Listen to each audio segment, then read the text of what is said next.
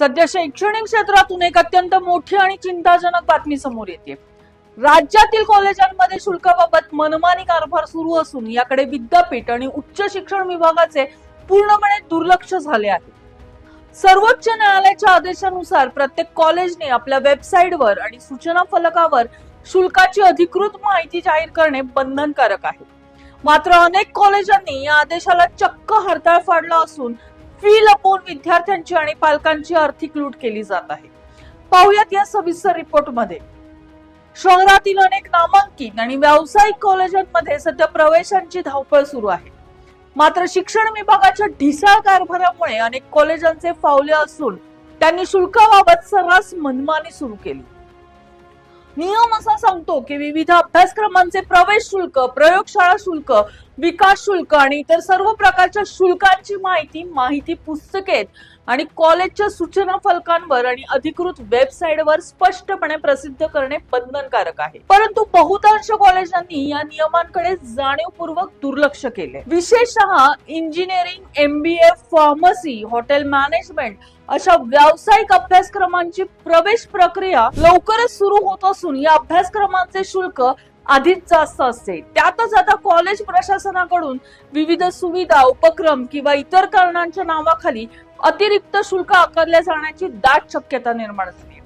प्रत्येक कॉलेजने FRA म्हणजे शुल्क नियामक प्राधिकरणाने मंजूर केलेल्या शुल्काची माहिती दर्शनी भागात लावणे आवश्यक आहे।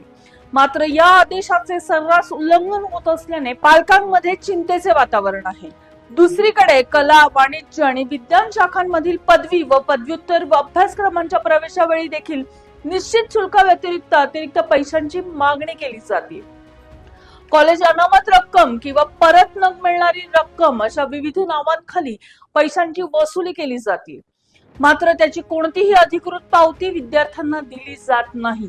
कॉलेज प्रशासनाकडून विद्यार्थ्यांचे शैक्षणिक नुकसान होईल किंवा प्रवेश रद्द केला जाईल या भीतीपोटी बहुतांश विद्यार्थी आणि पालक या मनमानी विरोधात जाहीरपणे तक्रार करण्यास पुढे येत नाहीयेत। या संपूर्ण गंभीर प्रकरणाची दखल राज्याची उच्च व तंत्र शिक्षण मंत्रालयाने घेतली असून उच्च व तंत्र शिक्षण मंत्री चंद्रकांत पाटील यांनी कॉलेजांना कडक शब्दात इशारा दिला आहे। काय म्हणाले आहेत मंत्री महोदय पाहूयात। विद्यापीठाने ठरवून दिलेले शुल्क पारंपरिक अभ्यासक्रमांच्या कॉलेजांनी आकारणे अनिवार्य आहे।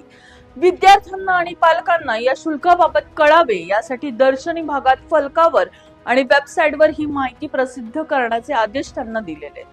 FRA ने व्यावसायिक अभ्यासक्रमांच्या कॉलेजांना शिक्षण शुल्क ठरवून दिलेले तेच शुल्क आकारणे अपेक्षित आहे।